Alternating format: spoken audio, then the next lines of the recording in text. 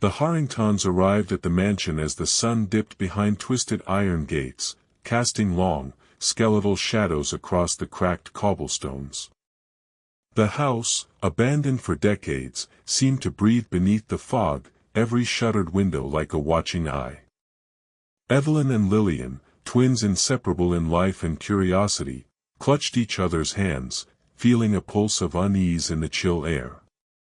The first footsteps across the hallway creaked with unnatural timing, and from behind the walls came the faintest whisper, so soft it could be mistaken for the wind, yet it carried their names. At first, the sound seemed playful, a secret calling only them. But as the darkness deepened, the whispers thickened into something heavier, something patient, and something that waited for them to answer. Shadows shifted unnaturally in the corners, and when the twins' eyes met the attic door at the top of the stairs, they both shivered, as though the house itself was beckoning them upward, promising a revelation they weren't sure they were prepared to face. Every instinct screamed to leave, yet something inside, something older than the walls themselves, compelled them forward, and with each step, the whispers grew, threading through the house like a living thing, waiting to pull them into secrets too horrifying to imagine. The Harrington family's arrival at the mansion was more than a simple relocation, it was a plunge into a world that seemed to exist just beyond the edge of reality, where shadows clung to walls like lingering memories. From the moment the car rolled over the uneven cobblestone drive, a sense of unease settled over them, subtle yet insistent, like the quiet warning of something that had been waiting for their arrival. The mansion itself loomed above them, a decaying monolith of Victorian architecture, its gables sharp as fingernails and its chimneys twisting skyward like skeletal fingers. The paint was flaking, revealing layers of weathered wood beneath, and the iron gates at the entrance hung crookedly, swaying slightly as if stirred by an unseen hand.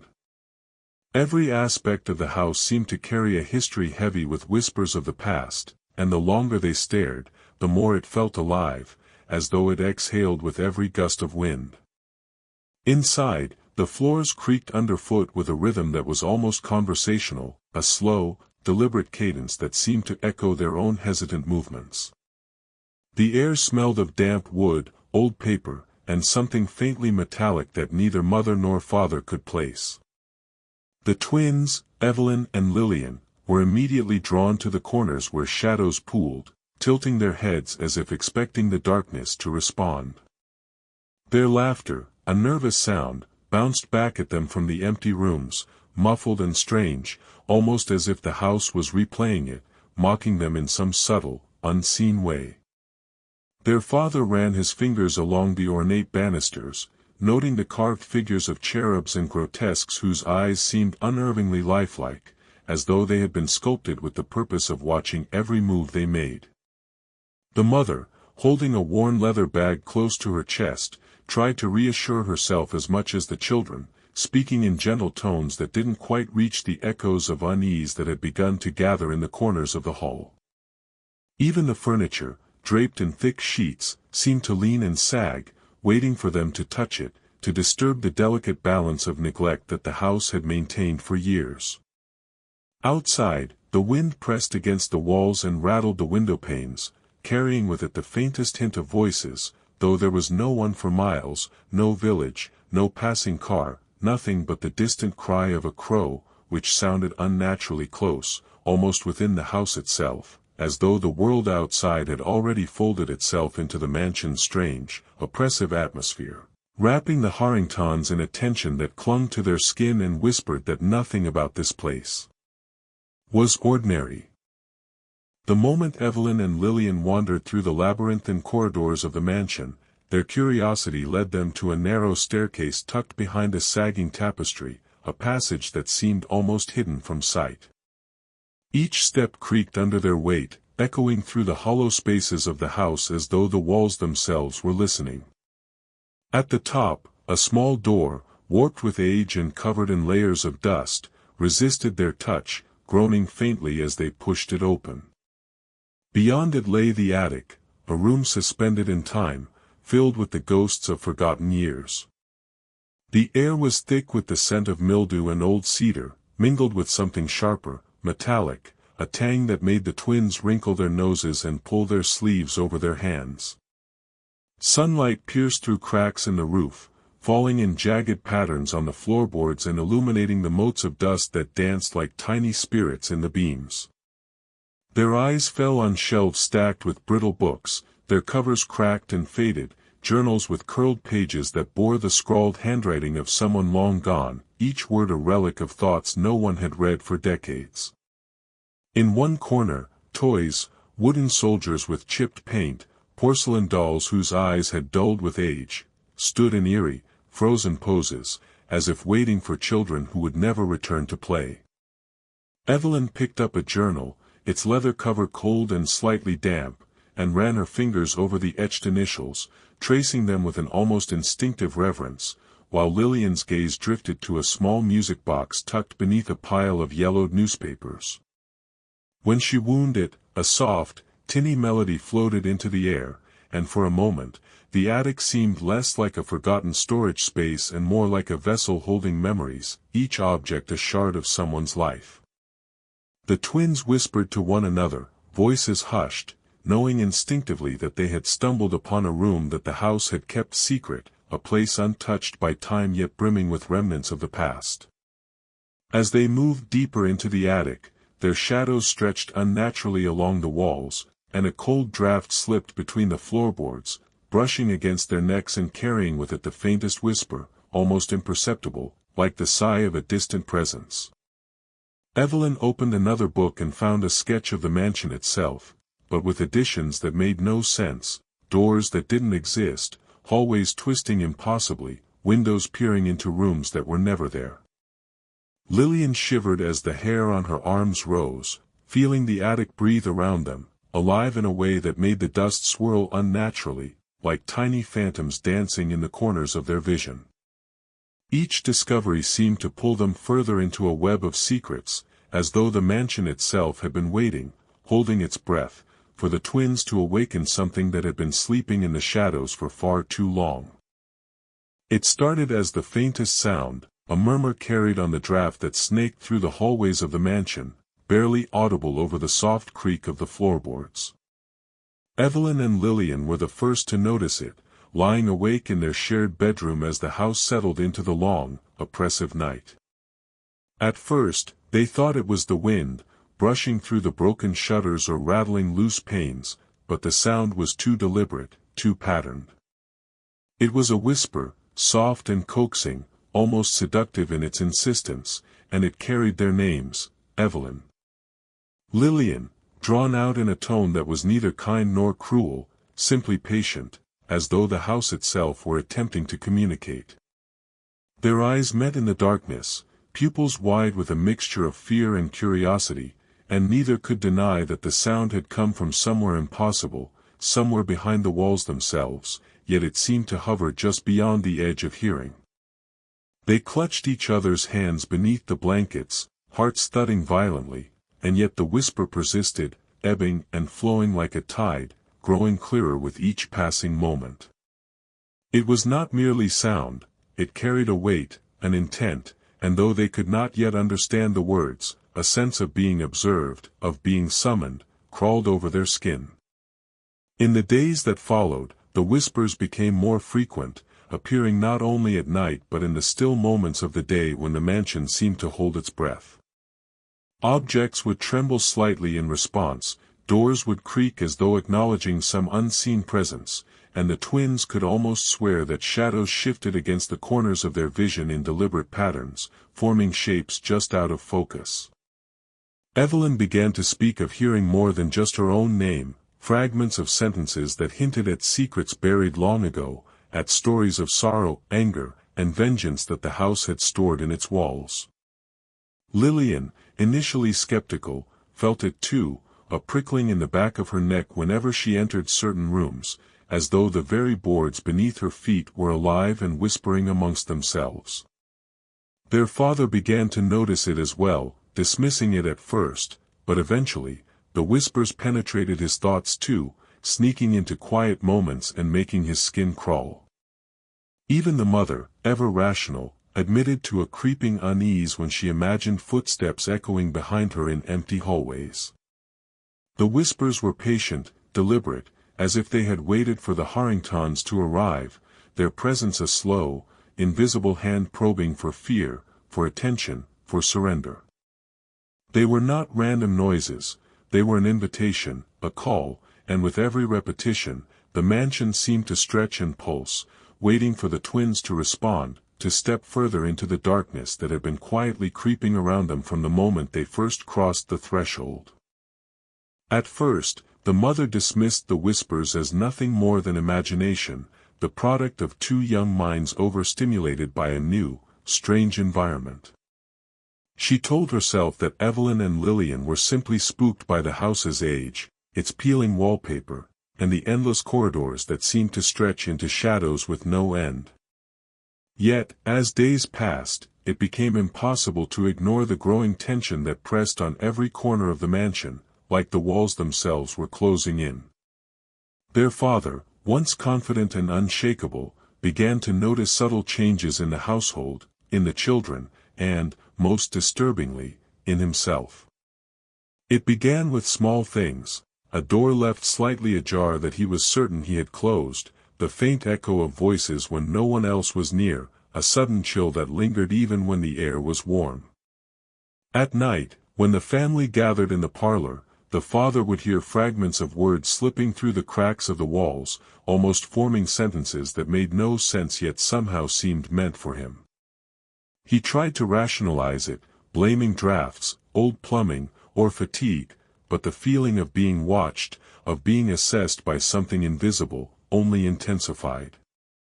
He became irritable, snapping at his daughters for small infractions, though it was not truly them he was angry at but the unease that had begun to infect his mind. The twins, perceptive as ever, noticed the change immediately, their playful interactions dwindling into tense silences as they realized their father was beginning to respond to the same presence that had haunted their nights.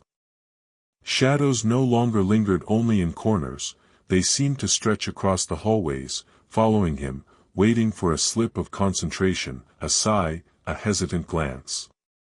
At first, he tried to confront it rationally, pacing the rooms with a lantern, speaking aloud to himself, searching for explanations hidden in the cracks of the walls or the rafters above. But as the days turned into nights and the nights seemed endless, the whispers grew bolder, pressing against the boundaries of thought and reason, eroding his confidence, threading through his dreams with promises of secrets long buried, secrets that might explain the house's malevolent presence if only he dared to listen. The mother's dismissal no longer offered comfort, it was a fragile barrier against a reality that even she could no longer deny. He began to question his own senses, wondering if the twins' imaginations had somehow infected his mind or if the house itself had grown patient enough to manipulate his very thoughts. Paranoia rooted itself like a slow poison, settling into his bones, and he realized, with a growing dread, that the whispers were not confined to the children's ears, they were now inside his own, insidious, persistent, and undeniably real, and the mansion had begun to claim more than their attention, it was claiming their sanity, one careful, deliberate word at a time. The discovery of the mirror changed everything, shifting the mansion from a strange, unsettling house into something alive, something that seemed to watch and respond to the Harringtons in ways they could not begin to understand. The twins found it tucked into the farthest corner of the attic, partially hidden behind a stack of broken chairs and dust-covered crates, its frame carved with intricate swirls and grotesque faces that seemed almost to twist when seen from the corner of the eye.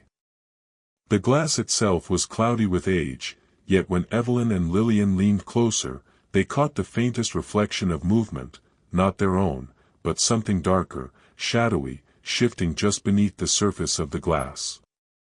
It was impossible at first to distinguish whether it was a trick of the light or something far more deliberate. The mirror's surface rippled in a way that no ordinary reflection should, and the twins could swear that sometimes their reflections lagged slightly behind their movements, a fraction of a second delayed, as if the glass were observing and recording them rather than simply showing them. Evelyn reached out a trembling hand, fingertips grazing the surface, and in that instant a chill ran through her entire body, a sense of being looked at by something that knew her deepest fears, something patient, waiting, and hungry for attention. Lillian, standing behind her sister, felt the same pull, the same irresistible tug toward the glass, as though it were a portal into a reality folded beneath the layers of their own. Over the following days, the mirror became an obsession. Evelyn began to speak to it, softly at first, whispering questions and secrets, as though the glass could understand and respond. She would linger for hours, staring into the shadowy shapes within, and then emerge with knowledge of things she had no way of knowing, the location of a missing key, a detail from the father's past, even fragments of conversations that had occurred when she had not been present. Lillian noticed subtle changes in her sister, small inflections in her voice, the way her eyes glimmered with a strange light, the way she smiled at nothing in particular, as though sharing an unspoken joke with someone unseen. The rest of the family began to sense that the mirror was not merely a piece of furniture, but a conduit, a vessel through which something long confined in the mansion had begun to reach out. Even the air around the mirror seemed heavier, charged with an almost imperceptible vibration that made hair stand on end. Each time one of the twins approached, the shadows within the glass shifted more deliberately, forming shapes that seemed to anticipate their movements, echoing their gestures, and for brief moments, the twins could glimpse themselves as someone, or something, other than they had always been, a reflection not of the present, but of a history entwined with the house, waiting patiently for its story to continue through them, waiting for them to step closer, to cross a threshold that once crossed. There would be no turning back. The mansion began to assert itself in ways that could no longer be ignored, its presence pressing into every corner, every creaking floorboard, every breath the Harringtons took. Objects no longer sat still, they moved with a purpose that was almost imperceptible at first. A chair tilted slightly when no one had touched it, a picture frame hung crookedly though it had been straight minutes before, and small items disappeared only to reappear in places that made no sense. Doors slammed with sudden force in empty hallways, startling even the most skeptical of the family, rattling windows and echoing through the house as though announcing the arrival of some unseen force. Portraits that had once seemed inert, with eyes that merely followed their movements, began to shift subtly, tilting toward the family members, gazing with an intensity that suggested awareness and judgment. Even the furniture seemed alive, tables groaned under imagined weight, drawers creaked as if opening themselves in silent protest, and the old grandfather clock ticked erratically, pausing for a moment too long before striking the hour, leaving the silence heavier than before. Evelyn noticed first how the shadows in the hall stretched unnaturally, curling around corners and pooling in ways that defied the angles of the room, and Lillian felt a cold pressure when walking past certain objects, as though something wanted to brush against her skin without revealing itself. The father became increasingly unsettled, his rational mind unable to account for the growing sense of surveillance, the house's very structure seemingly conspiring to make them feel small, trapped, and observed. He would walk through rooms only to find the same items shifted, and at night, he awoke to sounds of movement in spaces he had checked moments before. The twins whispered to each other about the changes, forming silent theories that the house was aware of them, that it had a consciousness beyond human understanding, and that it was testing their reactions, gauging fear, curiosity, and attention with every subtle movement. Even the air itself seemed charged, carrying a static tension that made skin tingle and hairs stand on end, as if the mansion breathed around them, inhaling their presence and exhaling its history of neglect and sorrow. Some nights, a lamp would flicker, casting a dance of shadows that moved independently of the candlelight, and small objects would slide across tables or floors without anyone touching them. The family began to feel that the mansion was no longer just a home, but a living entity, one that spoke in gestures rather than words, commanding attention and respect. Every creak, every shift, every whispered sound coalesced into an understanding that the house had an agenda, that it sought to mold reality to its will, and that nothing within its walls remained permanent or predictable. The Harringtons realized, with a creeping dread, that the mansion was not content to be observed. It demanded participation, compliance, and obedience, and as the days passed, the line between human intention and the house's manipulation blurred, leaving the family teetering on the edge of understanding a force far older and more patient than they had ever imagined. Evelyn was the first to cross the threshold from curiosity into something darker, something that felt as if the house itself had chosen her to act as its conduit. She began speaking to the unseen presence in the mirror, her voice low and hesitant at first, barely more than a whisper, but over time it grew bolder, more insistent, as if she had discovered a language only she could understand. The mirror no longer reflected merely her image, it seemed to hold another figure behind the glass, shadowy and indistinct, yet undeniably present, its contours shifting in ways that defied logic. She would linger for hours, asking questions that no one else could answer, speaking of things she had never been told and of secrets that had been buried long before she was born. Lillian watched from across the room, a chill creeping down her spine as she observed the transformation in her sister, the way her eyes gleamed with a knowledge that was not her own, the way her lips curled into a faint smile at the sound of a voice no one else could hear. At first, Lillian tried to pull her back, to speak sense into her, reminding her that it was only a reflection, a trick of the glass, a game of shadows and light. But Evelyn would not listen. She had become enraptured, enthralled by the whispers that seeped from the mirror, responding to them with a confidence and clarity that frightened Lillian to her core. The father noticed the change as well, though he tried to dismiss it as simple imagination or adolescent play, yet he could not ignore the way Evelyn seemed to know things she had no reason to know, the contents of drawers he had hidden, the location of objects misplaced days ago, even personal thoughts he had never voiced aloud. It was as if the mirror was teaching her, feeding her knowledge in secret, shaping her mind in ways imperceptible yet undeniable. At night, Evelyn would sit before it in silence, the soft glow of moonlight striking the glass and illuminating the subtle movements of the shadow behind her. The air around her seemed heavier, charged with a presence that made the hairs on Lillian's arms stand on end whenever she dared to watch. Sometimes the whispers would turn urgent, imploring Evelyn to act, to reveal, to follow instructions that were never spoken aloud but understood instinctively. Lillian could feel it, the way the house seemed to pulse around her sister, as if every creak of the floor, every sigh of the wind, were orchestrated in tandem with the shadow behind the glass. It was not long before Evelyn began to change subtly in ways that terrified her family. Her voice carried a strange cadence, her expressions flickered with something alien, and she moved with an uncanny precision, almost as though the presence in the mirror was guiding her, shaping her thoughts and actions, preparing her for a revelation that the rest of the family was not yet ready to confront, a darkness that had been waiting for her to answer the silent call. Lillian was the first to notice the changes in Evelyn, subtle at first, almost imperceptible, but growing more pronounced with each passing day. The laughter that had once been bright and carefree now carried a hollow undertone, as though it echoed from somewhere deeper, somewhere unfamiliar. Evelyn's eyes, once warm and lively, began to glimmer with a strange light, reflecting shadows that seemed to move independently of her own gaze.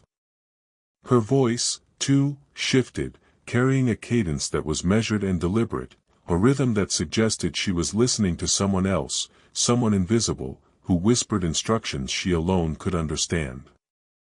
Lillian watched in quiet terror as her sister began to anticipate events in the house before they happened, doors creaking open, objects falling, even the faintest stir of wind that rattled the shutters.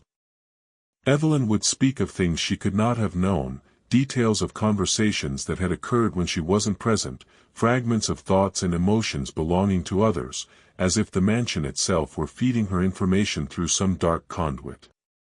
The father noticed it as well, though he tried to mask his unease, attributing it to childhood imagination. yet there was a subtle precision to Evelyn's movements that unnerved him, a knowledge of the house that could not be explained by simple curiosity. Lillian began to feel a creeping distance between herself and her sister, a barrier that seemed to grow thicker each day. Conversations with Evelyn became strange. Sometimes the twins spoke the same words simultaneously, and other times Evelyn would pause mid-sentence, her eyes fixed on something Lillian could not see, responding instead to the whispering shadows that seemed to inhabit the mansion. Even when they were in the same room, an invisible force seemed to pull the sisters apart, a tension that made Lillian's skin prickle and her stomach knot with dread. Evelyn's obsession with the mirror and the attic intensified, and Lillian began to fear what the reflection had shown her sister.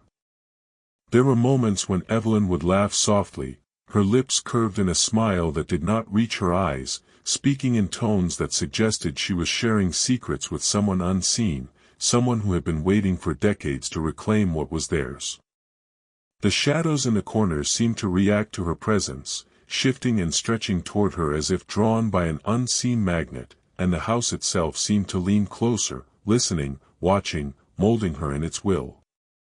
Lillian tried to intervene, to pull her sister back, but each attempt was met with subtle resistance, a dismissal, a look that suggested Evelyn had already crossed a threshold, one that Lillian had not yet understood, and as the days passed, the realization grew heavier.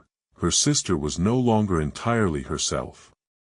Something else had taken root within her, something patient and ancient, guiding her thoughts and actions, shaping her into a vessel for the house's lingering shadows, and the line between who Evelyn had been and what she was becoming blurred with every whispered secret and every step closer to the mirror that had claimed her attention entirely. The father, driven by a growing unease he could no longer ignore, began to investigate the mansion's history with an intensity that bordered on obsession.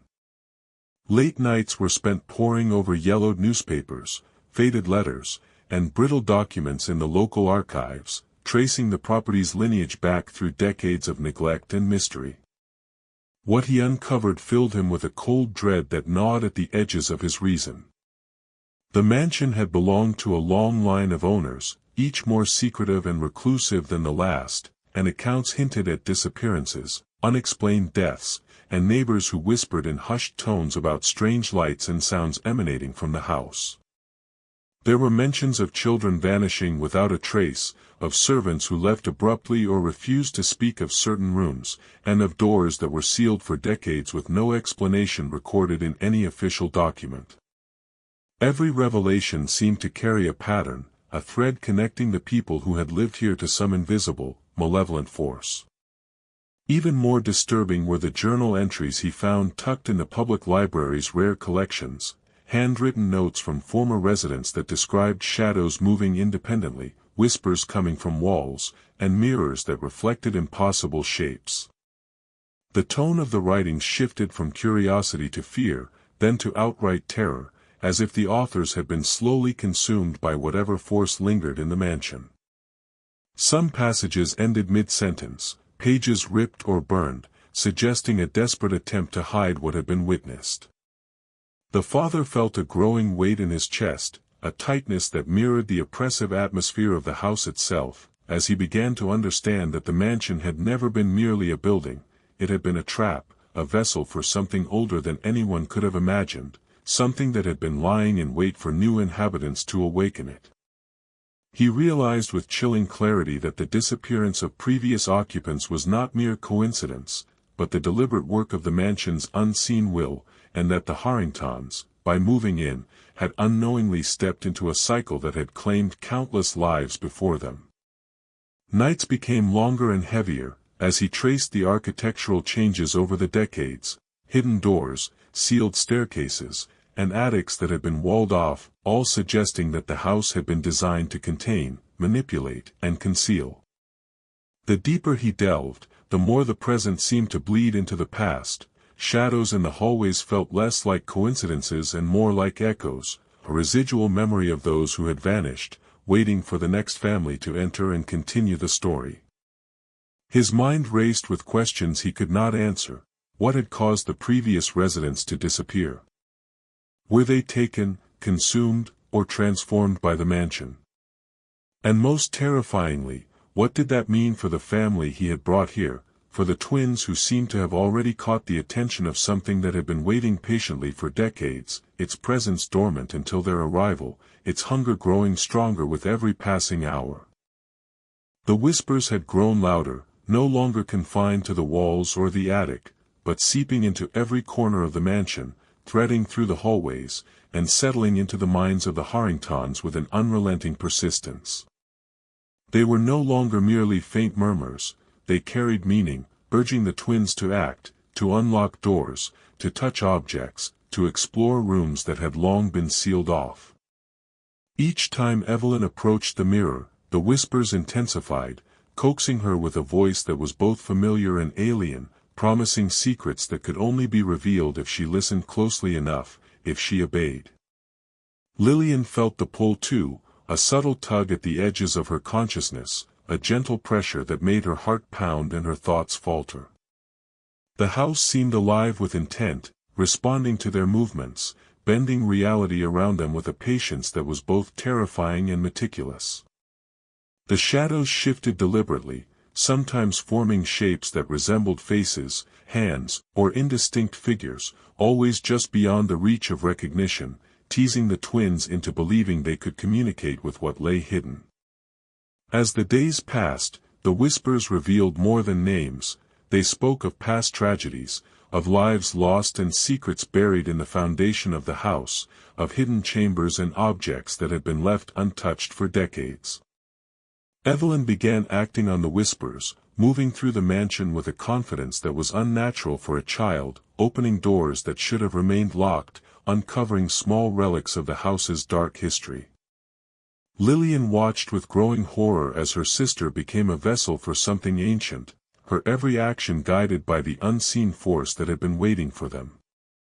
The father's skepticism faltered as he too began to hear the whispers, fragments of sentences that hinted at dangers he could not see and knowledge he could not deny. Even the mother, who had insisted from the beginning that it was all imagination, found herself frozen in the hallway, straining to listen to a sound that seemed to echo directly into her mind, urging her toward rooms she knew she should avoid. The mansion had become a web, intricate and patient, and the whispers were the threads, pulling at each member of the family, binding them closer to the house's will. Every creak of the floorboards, every flicker of light, every movement of shadow seemed to reinforce the presence behind the whispers, a consciousness that had learned to wait, to observe, and now, to instruct. It was as though the house itself spoke through the twins, using Evelyn's obedience as a medium to shape reality according to its own design, a design that had been perfected over decades, or perhaps centuries. The family began to understand that they were no longer simply occupants of the mansion, they were participants in a ritual they had not agreed to, puppets dancing to the rhythm of a force older and far more patient than any of them could have imagined, a force that now demanded action, compliance, and ultimately, surrender to the secrets it had kept hidden for generations. It was the mother who finally saw the truth, though the realization came like a blade sliding slowly across her mind, sharp and unavoidable. At first, she had tried to dismiss the signs, to cling to rational explanations, convincing herself that the house was merely old, that the creaking floors, shifting shadows, and whispered voices were the products of imagination, of children scared by their own reflection in cracked mirrors. But the changes in the twins were undeniable now, and no amount of reasoning could erase the fear that gripped her heart. Evelyn no longer moved or spoke entirely as herself, the cadence of her voice had shifted, carrying a strange authority that seemed older than her years, and Lillian had begun to notice subtle gestures, expressions, and knowledge in her sister that she had never possessed before. The mirror was no longer a simple reflection, it had become a conduit, a threshold through which something ancient, patient, and malevolent had entered, shaping Evelyn into a vessel for its will. Lillian's attempts to intervene were met with resistance, though gentle, almost imperceptible, as if Evelyn's body responded to a command from a presence invisible to everyone else. The mother watched helplessly as her daughter's attention became entirely consumed by the mirror and the attic, as if drawn into a world beyond sight, where shadows whispered secrets and demanded obedience. Objects moved with deliberate intent, and the atmosphere in the house thickened, charged with something that made every room feel smaller, every corridor longer, every shadow heavier. The father, who had once tried to rationalize everything, could no longer deny the truth. He felt it too, a creeping unease that had taken root in his bones, an undeniable presence pressing against his mind and making the walls themselves seem alive. The mother realized that the mansion had already claimed the twins in some sense, that the personalities she had known were no longer fully present, replaced partially by whatever had been lurking, waiting for someone to answer the silent call. Fear and grief intertwined, as she understood the enormity of what had occurred. This was not simply a house with secrets, nor children lost in imagination. Something older had awakened, and it had chosen the twins as instruments, slowly eroding the boundary between childhood innocence and possession. Every whispered word, every creak of the floor, every subtle shift of shadow now held meaning, a reminder that the family was no longer in control, that they were trapped within a system of influence orchestrated by the mansion itself, where time, reality, and identity were malleable. The realization settled like ice in her veins. They were no longer merely residents of the house. The house had begun to inhabit them, reshaping their thoughts, emotions, and very essence, leaving the family to face the unthinkable truth that the mansion's power was no longer distant, it was immediate, intimate, and terrifyingly absolute, and the twins were already halfway beyond reach, their innocence consumed by the shadow that had waited so long for their arrival. The final confrontation loomed over the Harrington family like a storm about to break, a tension that had been building with every creak of the floors, every flicker of shadow, every whisper that threaded through the walls. The twins, now nearly unrecognizable in their behavior, moved with an unnatural purpose, their eyes gleaming with knowledge and intent that belonged to something older and far more patient than any human mind could contain. Evelyn, guided by the mirror and the unseen presence that had claimed her, seemed almost to float through the rooms, speaking to voices no one else could hear, following instructions that were cryptic yet precise, a silent obedience to an authority that had waited decades to exert itself. Lillian clung to the mother's hand, feeling the weight of the mansion's presence pressing down on them, a living force that seemed to manipulate the air, the light, even the angles of the walls, shaping the space itself to its will. The father, once rational and confident, now paced the hallways, haunted by the shadows that seemed to anticipate every step, by the whispers that revealed knowledge no human could possess, and by the growing certainty that the house had orchestrated everything, leading them to this inevitable confrontation. The family realized, in a terrifying clarity, that escape was no longer a simple matter of leaving the mansion behind.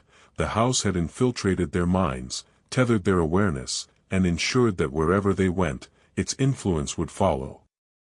Yet to remain would be to risk being consumed entirely, to surrender to the same fate that had claimed the previous occupants, whose lives had been quietly erased by the patient hand of the mansion. The mother tried to call Evelyn back, to pierce the haze that had settled over her daughter's eyes, but the girl's responses were slow, deliberate, and infused with a certainty that was not her own, a certainty that came from the presence within the mirror, the voice behind the walls, the intelligence that had grown strong and cunning over decades of isolation. Lillian, trembling, realized that to confront the house meant facing not just the shadows or the whispers, but the fragments of identity that had already been claimed, the very essence of the twins that now belonged, at least partially, to something else. Every creak, every shifting shadow, every flicker of light became a threat, a signal that the house was aware of their thoughts and intentions, a reminder that resistance carried risk. And yet, some part of the family's will, fragile but persistent, stirred within them, urging them to act, to reclaim what was human, to step into the rooms the mansion had prepared for them and challenge the force that had been waiting in patient silence for their arrival, understanding that the outcome would define their fate forever, determining whether they could escape with their minds intact, or whether the mansion would add their lives to its long, dark history, consuming them wholly. Leaving only echoes behind, whispers that would call to the next unsuspecting family who dared to cross the threshold of its doors.